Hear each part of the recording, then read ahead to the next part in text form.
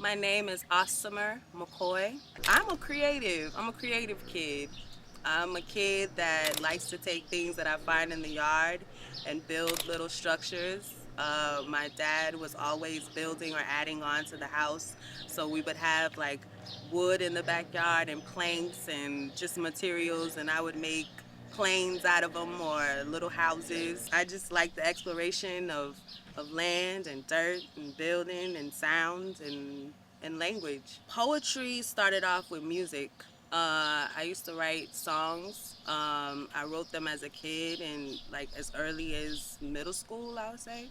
High school, I wrote songs, wrote poetry, but I wasn't really out there like that. I would do it for, friends or, at home, but not in like public spaces. So it wouldn't be until college that I actually started doing open mics and, sharing my poetry with people.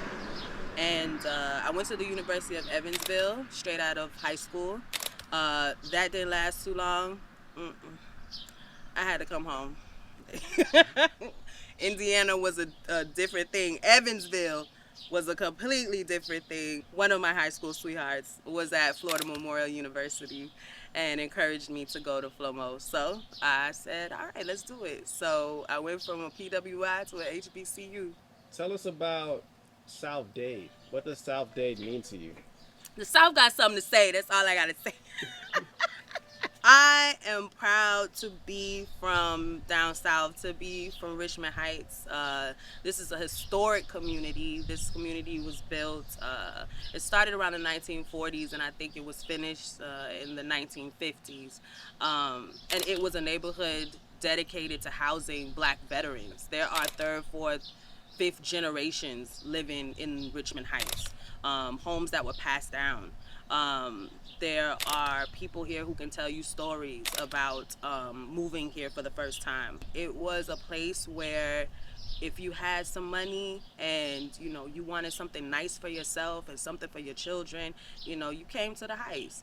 And the fact that it was built specifically for veterans, I think is a big deal. This guy, white man, Crawford, Frank Martin, sorry, built the neighborhood up, along with donating land for churches, the elementary school. We got Bethel and Martin Memorial here that were first here. And, he really created a community. So growing up down south, I mean, definitely definitely different than growing up in other parts of the city. I do feel like down south is a lot more southern, in the way that we interact with each other, in the way that everybody knows everybody and pretty much goes to the same churches. My church was Sweet Home in Perrine. A lot of folks went to Bethel. A lot of folks went to Martin Memorial. So it's like this, it's very southern in that way. I always say Miami is the South, but specifically down south is super southern. We are also looking at aggressive gentrification. We are also looking at climate gentrification here.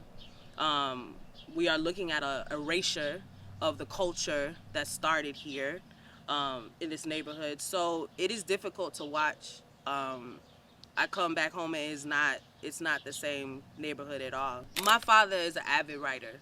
My father would write like starts of books and starts of songs and poems, and he would write them on whatever he could find, and he would doodle on whatever he could find, like envelope papers, little notebook pads, and I would find them all over the house.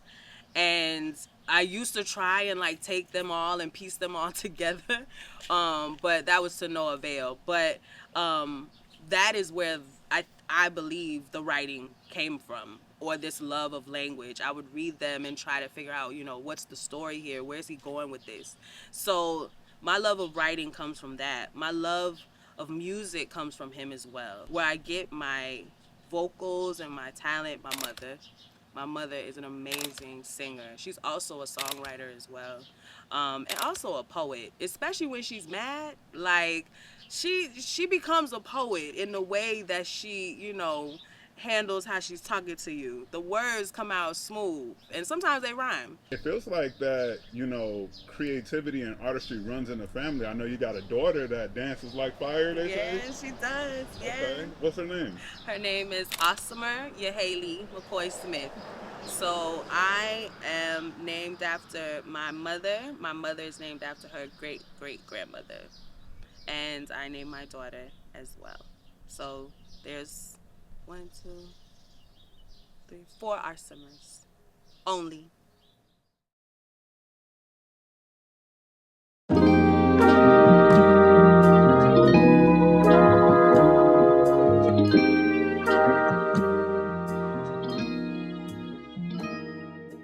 So this is my grandmother's house. My mother purchased. It was built in 1967, and then my mother purchased it for my grandmother in 1976.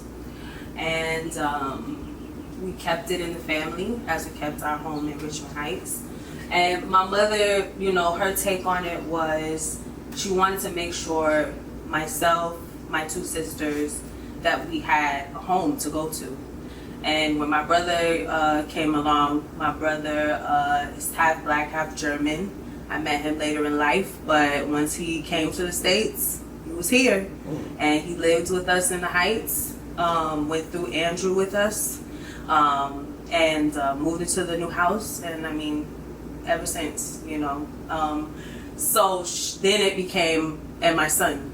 So my mother has tried to make sure, you know, we all understood the value of having your own and having a place to instill that generational wealth and be able to have, you know, sanctuary for her children. I have great mentors. I'm a part of an organization, Maven Leadership Collective, that has been so instrumental in helping me understand what the, you know, foundation should look like in fundraising for this project. I will hopefully, fingers crossed, be working with an organization that creates community gardens across the city. So there'll be a community garden in the backyard. And the goal is for this not just to be a museum and an art gallery space, but to also be a hub. I want people to feel like they could just pop up and chill here in the backyard. Students that's like coming from Carroll City, you know, if they want somewhere to just hang or just like sit and do homework, you know, I would love for them to be able to come over here, because I feel like it's a different feeling between the park and grandma's house and grandma's backyard. And to me, that's the vibe of the space. It's like we're at a home. You feel safe in a home. You feel like you can chill in a home. So this home not only is that, but also I can learn in this home. I can see art in this home. I can reimagine things for myself in this home. We also plan to have a library here, a give and take library. So, you know, big dreams. The museum right now currently is mobile and has been attached to activations in the art space, the Carroll City Museum Archives, because of the funding from Locust Projects and the funding from the Miami Foundation grant. But for sure, the goal is for this to be a fully funded Black project. So this is our Ponderosa.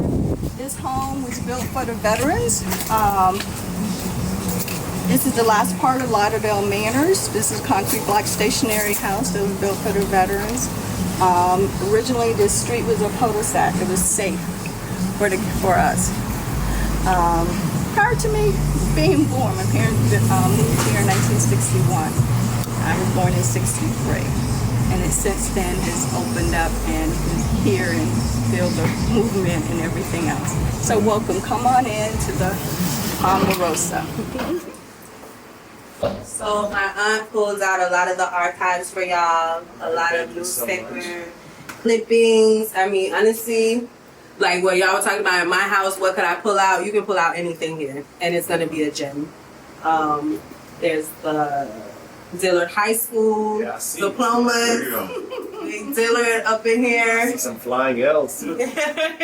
So it was an emotional pull this morning in regards to some of the things that you see here. And I was sharing with Leah, with her dad, this is when he came out of the service, Oh, wow. how even at elementary school, he was the guest speaker at a graduation. And so her oratorical skills began even from her dad. And that environment, we, again, like I said, in order to understand Arsimmer, you have to understand her dad and the environment by which would foster that, what led that groundwork, what was in the DNA of sorts. Basically from that, because from her dad playing guitar and listening to the Doors, to Eric Clapton, to Bread, that was what our home was filled with. My dad, Douglas McCoy, was a barber, and his business was 2012 Northwest 6th Street on right here in the hood of everything. Yeah, 6th Trump, right? From the city of Fort Lauderdale.